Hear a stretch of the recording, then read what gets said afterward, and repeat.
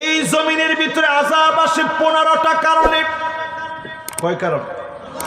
আরো আসতে বলেন। এটা কত? এটা কত? 5 আর 5 কত হলো? আর বাকি থাকে কত? 1 নাম্বার কারণ ইযা তুখিদাল ফাইয়ুদু আলা, জনগণের অধিকার নষ্ট করা হবে, জনগণের অধিকার নষ্ট করবে, জনগণের উপরে জুলুম করবে, এমন আলামতের কারণে যিনি আযাব আর গজব দিবেন তিনি কে? সারা দুনিয়ার মধ্যে এগুলা চললেও আমাদের এই পবিত্র দেশ, স্বাধীন ভূখণ্ড বাংলাদেশে জনগণের কোনো অধিকার নষ্ট করা হয় নাই। যে আসতে বলছেন, আসলে কি এরকম হয়েছে আমাদের দেশে?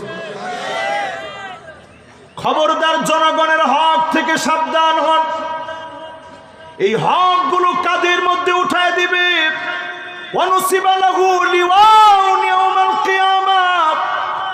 আল্লাহ কিয়ামতের দিন কাঁধের মধ্যে চাপায় দিবে। অসংখ্য জালেম এই বোঝা কাঁধে নিয়ে সেদিন অচল হয়ে পড়বে। জালেমদেরকে তিল তিলে যিনি নিষ্পেষিত করবেন তিনি কে? 1 নাম্বার আযাব আসার কারণ, এখন পৃথিবীর মধ্যে এটা আছে না নাই? জালেম পৃথিবীতে এখন কম না বেশি?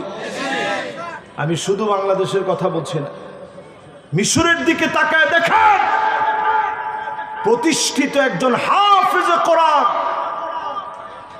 যিনি নিজে শুধু একজন হাফেজ ছিলেন না, হাফেজ ডক্টর মুরসি রহিমাহুল্লাহ, তিনি এমন একজন লিডার ছিলেন, সরাসরি জনগণের সামনের প্রথম বক্তব্য দিতে দাঁড়িয়ে বুকের বোতাম খুলে তিনি দেখিয়েছিলেন, আমি কোনো বুলেট প্রুফ কোনো জ্যাকেট পরি নাই, যদি পছন্দ না হয় গুলি করে বুক জাজরা করে দাও, ইমানের পথ থেকে এক চুল আমরা নড়ি নাই, নড়বো না। জোরে বলেন আল্লাহু আকবার।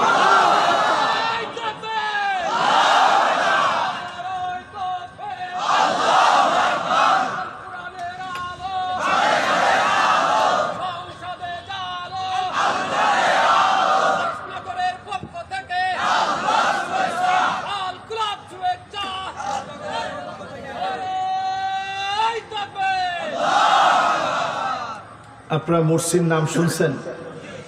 আমি আমার নিজের 2টা চোখ দিয়ে দেখছি। কি দেখছি জানেন? বিভিন্ন মসজিদে বিভিন্ন সময় গিয়ে তিনি হাজির হইতেন, বিভিন্ন ওয়াক্তে। ফজরের নামাজের সময় তিনি দাঁড়ায় বলতেন, মাতা তাস্তাইকিজুন কাইফা তানামুন, আল কুদস ইয়াবকি, বাইতুল মুকাদ্দাস কাঁদতেছে, ও মুসলমান তোমার ঘুমের সময় এখন নয়, জাগ্রত হয়ে বাইতুল মুকাদ্দাসের পক্ষে দাঁড়ায় যাও। বলেন আল্লাহু আকবার। আমরা ওমরে ফারুককে দেখি নাই, হযরত আবু বকরকে দেখি নাই, হযরত ওসমানকে দেখি নাই, হযরত আলীকে দেখি নাই, কিন্তু ডক্টর মুরসির মতো সাধারণ এই যুগের একজন মানুষকে দেখেছি, সাধারণ মানুষের কাতারে দাঁড়িয়ে নামাজের পর সালাম ফিরিয়ে নামাজের দিকে তার জনগণকে ডেকেছে। জোরে বলেন আল্লাহু আকবার। পশ্চিমা বিশ্বের কাছে এটা পছন্দ হয় নাই, জালেমরা তার বিরুদ্ধে দাঁড়িয়েছে, বেশি দিন ক্ষমতা টিকাতে পারে নাই, কিন্তু এই পৃথিবীকে প্রমাণ করে দিয়েছে জালেমের কাছে কখনো মাজলুমের মাথা নত হতে পারে না। মাজলুমের মাথা একমাত্র আল্লাহর সামনে নত হবে, জালেমের সামনে উদ্দিন থাকবে, জুলুমের পর জুলুম করবে, মাজলুমের মাথা তারা নত বানাতে পারবে না। ঠিক কিনা বল? তাহলে কয় নাম্বারটা বলছি ভাই? 1 নাম্বার। এটা কি আমাদের সমাজে মিলছে?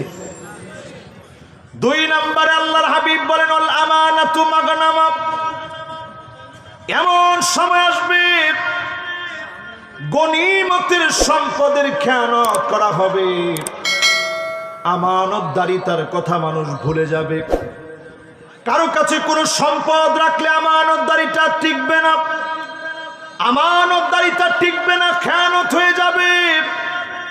রাস্তার ইট যদি রাস্তায় ব্যবহার না করে কারো ঘরের মধ্যে ব্যবহার হয়, পরিষ্কার আমানতের খেয়ানত, মুনাফিকের আলামত প্রকাশ পেয়েছে। ঠিক কিনা বলে?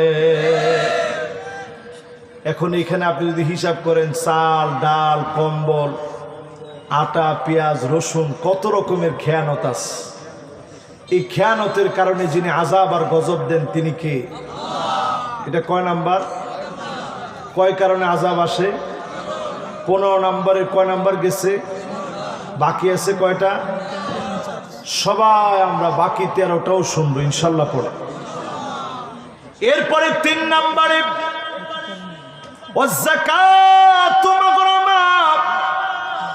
এমন সময় দুনিয়ার ভিতরে আযাব আসবে, যাকাত যখন মানুষের কাছে অভিশাপ বলে মনে হবে, যাকাত যখন মানুষ দিবে না, ওই সমাজকে যিনি আযাব আর গজব দিয়ে ধ্বংস করবেন তিনি কে?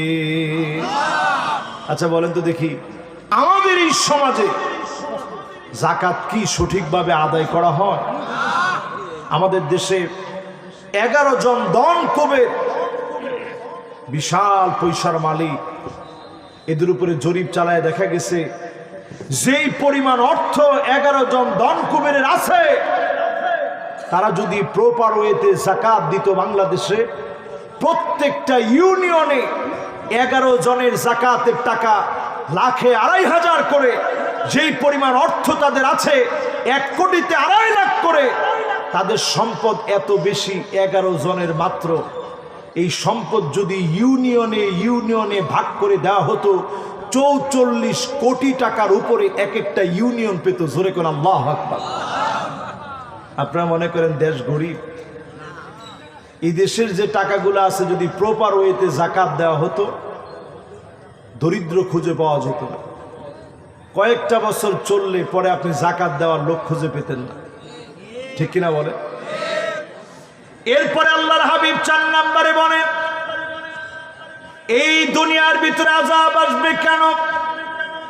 ওয়াতুল্লিমাল ইলমু লিগাইরিদ দ্বীন, মানুষ দিন শিখবে, ইসলাম শিখবে, আলেম হবে, মুফাসসির হবে, শুধুমাত্র দুনিয়া কামানোর জন্যে।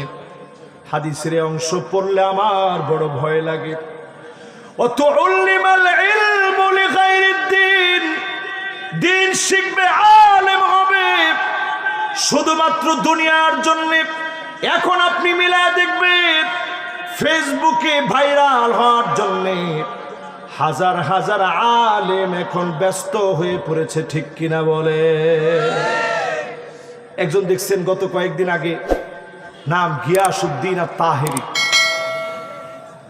আরে ঠিকও তো কর না, এত আসছে। আমি এই বাংলাদেশে মাহফিল করি 10 বছর ধরে। আমার 10 বছরের হিস্ট্রি ঘেটে দেখেন, একবারের জন্য আমি তার নামটা নিইনি। আজকের মাহফিলে কেন নাম নিলাম? তিনি শেখ আহমদুল্লাহ হাফিজাহুল্লাহ, তার বিরুদ্ধে লেগেছেন, 48 ঘন্টার আলটিমেটাম দিয়েছেন। আমি যদি তাহেরিকে আজকের এখান থেকে প্রশ্ন করি, তোমার অবদান কি বাংলাদেশে? তার অবদান হচ্ছে ঢেলে দেই। তার অবদান হচ্ছে এখন চা খাই না, কফি খাই। তার অবদান হচ্ছে বুঝলে বুঝপাতা, না বুঝলে তেজপাতা। তার অবদান হচ্ছে কেমন দিলাম। তার অবদান হচ্ছে আমি কইলেই ভাইরাল। আরো কিছু শুনবেন? এরকম কিছু জিকির তুমি আমদানি করছো, শয়তান দেখলেও লজ্জা পায় যে এটা জিকির হয় কেমন। ঠিক কিনা বলে? এই জন্য তার গানগুলো, তার এই সমস্ত জিকিরগুলো এখন ডিজে পার্টিতে, হিন্দুদের বাড়িতে পর্যন্ত তার এই সমস্ত ডিজে পার্টিতে তার গানগুলো ঢুকে গেছে। ওইটার ভিতরে ইখলাস ছিল না, এই জন্য গান বাজনা দিয়ে এগুলা মানুষ বাজাচ্ছে। ঠিক কিনা বলে? আপনি দেখবেন বাংলাদেশে অনেক আলেম কথা বলে, যারা উদ্ভট অশ্লীল রুচিতে কথা বলে, এদের কথাগুলো নিয়ে কিছুদিন পরে পরে টিকটক করা হয়। সবচেয়ে বেশি টিকটক করা হয় বাংলাদেশে যেই বক্তার কথা নিয়ে, উনার নাম গিয়াসউদ্দিন তাহেরি। কি দিচ্ছেন আপনি বাংলাদেশের মানুষকে? একটা ওয়াজ আপনি হৃদয় স্পর্শী ওয়াজ, যে ওয়াজটা শুনে মানুষের হৃদয় নরম হয়েছে। আমার কাছে তো মনে হয় না এরকম কোনো ওয়াজ আপনার আছে যেটা আমার চোখে পড়ছে।